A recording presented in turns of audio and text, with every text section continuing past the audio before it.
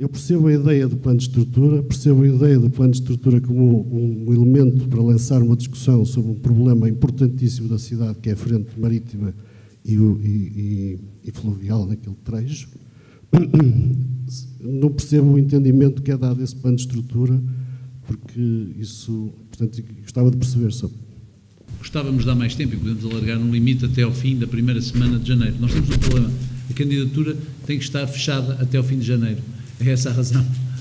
Portanto, já houve contactos, ou tem havido vários contactos. Este processo foi um processo que teve que ser desenvolvido em cima de um tempo marcado pelo seu final. É essa a razão. Como é que vão fazer o rebaixamento, utilizando a Rua da Praia, que é na Rua Coronel Raul Pérez, até ao fim, até à ligação da Avenida do Brasil? Como é que vão conseguir fazer a rua rebaixada com a passagem superior para peões, bicicletas e para o elétrico, visto que esse bocadinho ali, esses 300 metros, são uma parte muito estreita, tendo um prédio e tendo casas, e além de que a estrada faz de suporte ao muro de apoio do mar. O rebaixamento da Rua da Praia só acontece imediatamente a sul do parque de estacionamento da Varanda do Sol, ou seja, a zona é mais ou menos a meio do parque de estacionamento que ela começa a descer, mantendo-se, portanto, o acesso ao parque sem qualquer limitação. Aquele túnel que existe de passagem imediatamente a norte da Tavi mantém-se tal e qual. E para esse túnel se manter para o acesso à praia, naturalmente é porque a cota da própria via se mantém. O outro túnel mais à frente é que esse tem que desaparecer, daquele que está ligeiramente mais a sul.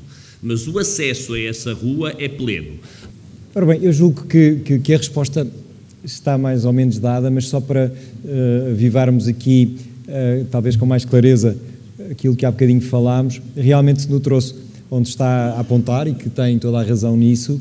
A ideia é segregar o trânsito automóvel do elétrico, portanto aqui fica o modo pedonal, o ciclável, as duas faixas que já vêm do início entre a Senhora da Luz e a Rua Coronel Pérez, e do lado da Senhora da Luz aqui fica o elétrico e os peões, portanto há ali uma separação, está a ver? Um pormenor, que é os dois sentidos na Rua Marçal Saldanha. Os dois sentidos com o estacionamento. Gostava de saber qual foi a base do estudo para poder entender um bocado os dois sentidos na Rua Marçal Saldanha. A Rua Marçal Saldanha é uma rua com um sentido que é muito movimentada, nomeadamente entre a Rua da Agra e a Rua do Castro. Um deles é na Rua Sousa Rosas e toda a gente que conhece a Rua Sousa Rosas reconhecerá os motivos. É uma das ruas mais perigosas da Foz neste momento. Eu nunca compreendi porque é que ela ter apenas um sentido.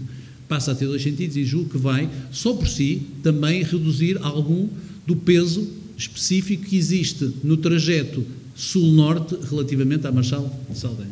Mas também na Rua Marçal Saldanha nós temos esse problema da velocidade. Na Rua Marçal Saldanha, entre a Rua da Agra, é verdade que ao chegar à Rua do Crasto começa a ter algum peso de trânsito em determinadas horas, exatamente motivadas pelo florim. Mas não tínhamos ilusões. Não tínhamos ilusões. Mesmo que houvesse 5 faixas de rodagem, àquela hora precisa, ninguém lá circularia.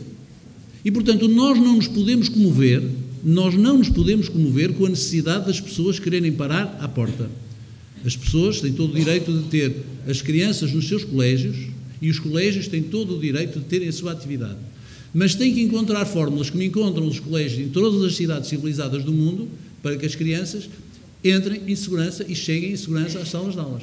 A situação dos colégios no Porto, na Rua Guerra Junqueiro, na Avenida Boa Vista, na Avenida Marçal Gomes da Costa, na Rua Marçal Saldanha e em todos os outros, chegou a uma situação de absoluta impunidade que nós, infelizmente, a cidade não pode conviver com isso. Não tínhamos ilusões.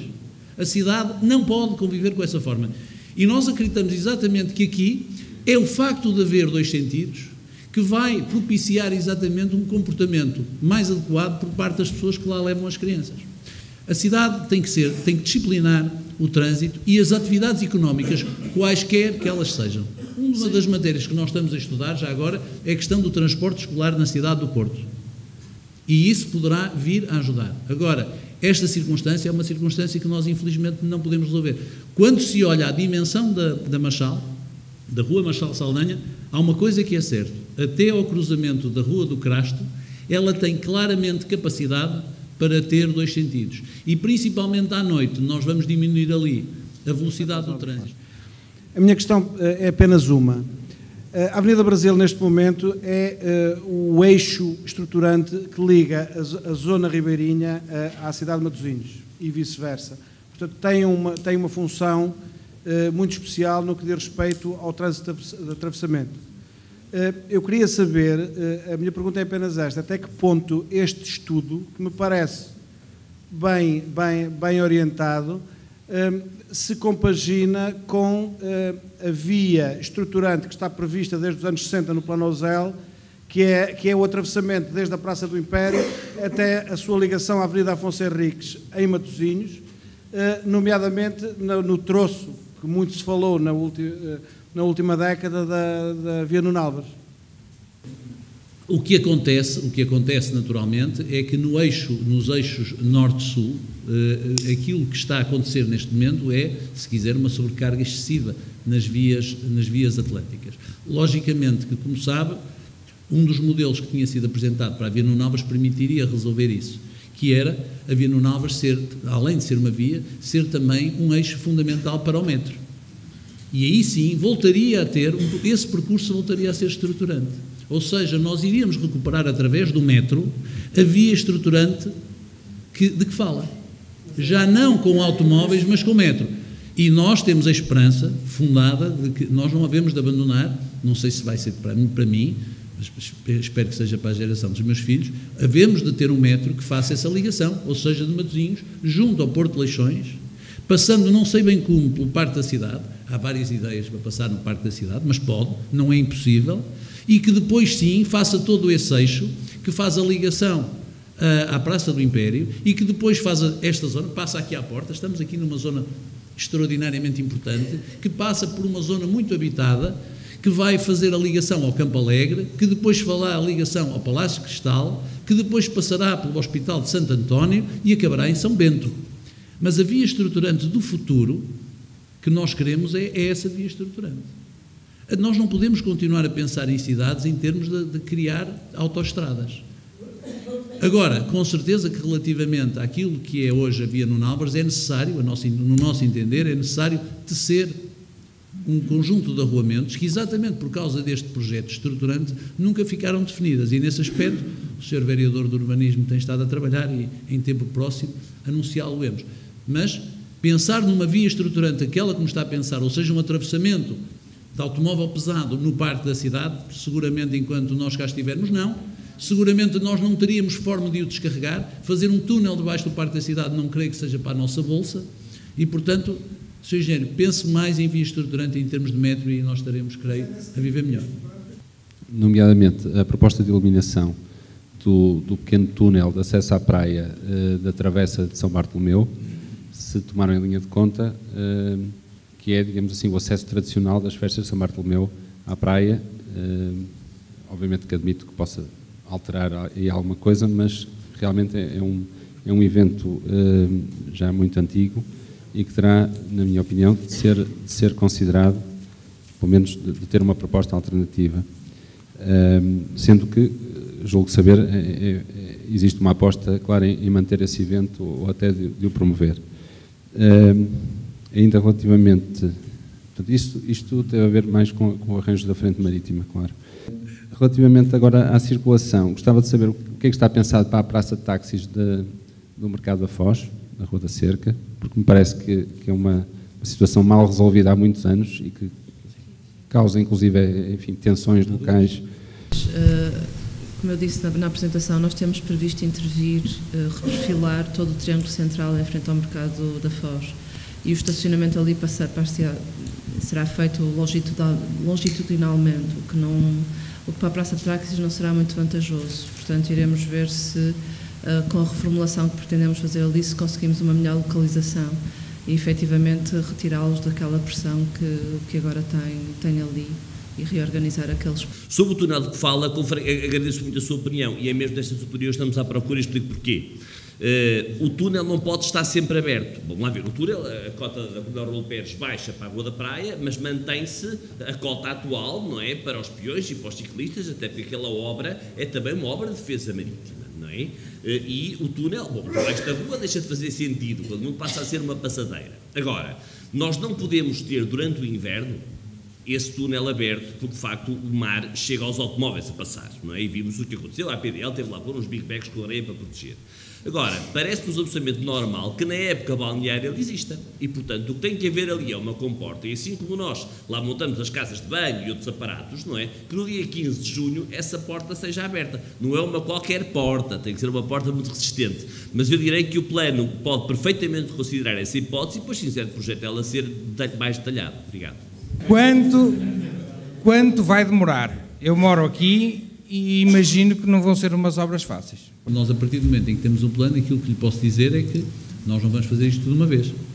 Mas já não temos recursos e depois seria impossível fazer isto de uma vez, até porque não temos sequer projeto. Portanto, a seguir a este plano estar aprovado, e nós esperamos que este plano seja aprovado em tempo no fim do mês de janeiro, a partir daqui o que vai acontecer é que vai haver projeto e depois vai haver execução. E faremos isso em função dos recursos que a Câmara tenha, e quando for caso disso e pudermos ir buscar financiamento europeu, iremos buscar. Qual vai ser a relação entre as passadeiras e todas essas vivências, digamos assim? E também outra questão, relativamente à Senhora da Luz e ao retirar os automóveis, a via de automóvel. Foi pensado o impacto que isso vai ter no comércio da Senhora da Luz? Da rua, como já dissemos. Por um lado vai ter os elétricos e por outro lado nós vamos permitir os veículos, os veículos que são autorizados. Ou seja, o que é que são? São os veículos que abastecem as lojas e todos os equipamentos que lá existem, são todos os veículos que têm a ver com a segurança e também os veículos dos moradores, a exemplo daquilo que se fez noutras ruas. Mas, Maria, eu sinceramente não vejo com preocupação a Senhora da Luz relativamente a essa matéria. Vejo mais a necessidade de nós pensarmos futuramente em estacionamento. As experiências têm sido feitas mais recentes em ruas semi-pedonalizadas na cidade, têm resultado extraordinariamente bem para o comércio. Uma das coisas que eu reparo na ciclovia, que acho fantástico na mobilidade suave, mas levanta algumas questões que são perigosas, que é a junção de peões com ciclistas que acham que é uma ciclopista. Há um problema que existe na cidade, que é as pessoas confundirem as ciclovias com pistas de bicicleta. São coisas absolutamente diferentes. Não sei muito bem como é que nós vamos criar esse problema, mas de facto tem toda a razão, principalmente na avenida. Mas aqui, pelo menos já conseguimos aqui alguma segregação. Hoje em dia não há segregação nenhuma. E, portanto, o que está-se a confundir aqui a utilização racional da bicicleta como um meio de transporte e de lazer com, se quiser, um cicloturismo acelerado e muitas vezes com quase um comportamento de pista.